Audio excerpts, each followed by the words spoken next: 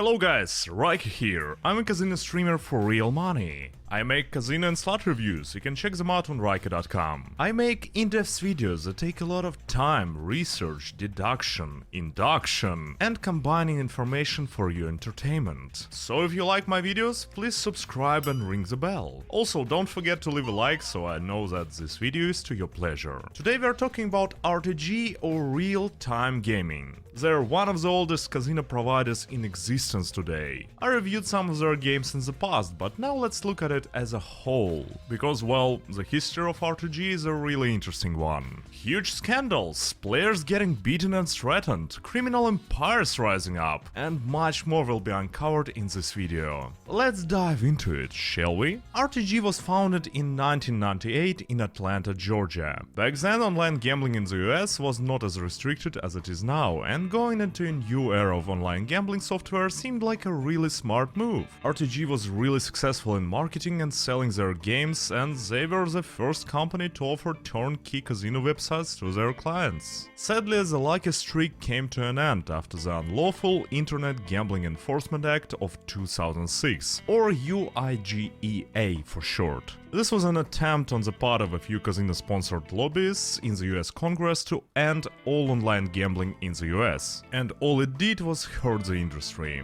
They were scared that offline players will go online, but progress can't be stopped. Many players still switched to online gambling even if it was illegal, because it was easier and faster. When they finally realized that they've made a mistake and decided to allow online gambling through their lobby, it was a little bit too late. It's really easy to ban something like gambling and get recognition in political circles, but no politician would ever throw their career away over trying to legalize online gambling again. That's pretty ironic if you ask me. As you can guess, people still continued gambling, in many cases illegally. At the same time, legitimate businesses like RTG were driven out of the country. RTG moved all of their game development and gambling-related activities to a new headquarters in Heredia, Costa Rica. After a corporate acquisition by HBM Group, they moved once again, but this time to the Netherlands. So, let's talk about what RTG provides on the gambling market. They provide a selection of slots that consists of three parts. The first one is Real Series slots, the most popular and well-known selection of RTG slots. They are mostly the same game with a few tweaks here and there to make them stand out. They have different graphics, animations, but the core gameplay is the same. The second one is All-Pay slots. They're a lot different from Real Series slots. They don't have any strict pay lines, so players have more opportunities to win. Also, there are unusual slots that are popular amongst players and give you a much needed refresher after the samey gameplay of the Real Series slots. For example, Iris 3000 doesn't look like anything you've seen before. It has a really interesting gameplay loop that is centered around opening doors and getting multipliers with a possible jackpot. Let's get to the most important question you might be asking me: why even play those games? As you can see from my footage on the screen, those slots are not really on par with something like No Limit Games or Play and Go, which have been a staple of top slot developers for a few years now. If you look even closer, you will see that some of the RTG slots are obvious rip-offs. For example, RTG's Valhalla is basically the same game as Thunderstruck 2. So why would anybody play RTG slots, you ask? It all comes down to different territories having certain restrictions. For example, in Australia there is little choice other than the casinos that are using RTG software. There's also Vegas technology, which went MIA for a while and recently popped up renamed as VGS technology, but we are not talking about it right now. Also, some of the US casinos use RTG too. For example, Raging Bull slots. It's even written in their terms, you can play from the US no problem. Yeah, you could use a VPN to play slots like Book of Shadows and Gates of Olympus on cryptic casinos like Stake or Roobet. But if you read the terms on Stake, you will see that it's prohibited to play from the US. So after a while, your balance could get frozen without any warning. This happened to a few players already. And don't forget about people who are not really interested in cryptic casinos.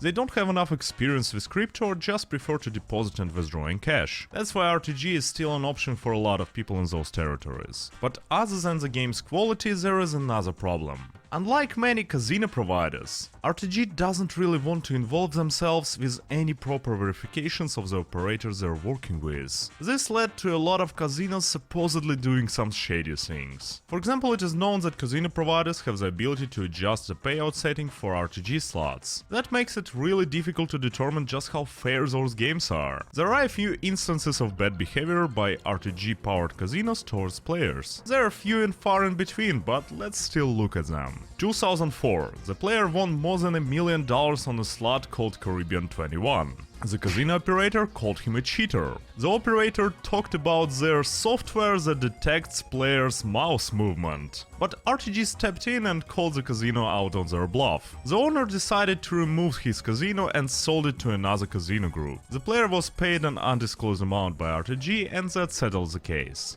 2009. The player tried to withdraw money from Cirrus Casino in Costa Rica. After waiting for 2 weeks, he decided to go straight to their office and demand the money. After waiting for the casino owner to meet him, he was asked to leave. He went to the restaurant and discovered that he was followed by 2 casino goons. They threatened him with violence and hit him a few times to show that they mean business. It's not surprising that the owner of the casino had a criminal past. He used to do real estate scams joined by his assistant. He convinced people to sell their homes to sham buyers and then bilked banks out of millions of dollars in loans. He was convicted and served 4 years in prison. His name is Tej Kohli, and nowadays he's a really famous investor in the esports team Vitality. The story of his life is a really interesting one. Even Forbes wrote about his entrepreneur adventures. And even with his shady past, he's now supporting a leading French esports team that has such sponsors as Adidas, Renault and Red Bull. These days he avoids talking about that, but his former employees confirmed that he was running a few unregulated casinos and at least one sports betting site that's targeted American gamblers. However, he denies that and says that his businesses never broke the law. Kohli is so passionate about his reputation that in 2005 he allegedly threatened John Walker, the founder of gambling news site Sportsbook Review.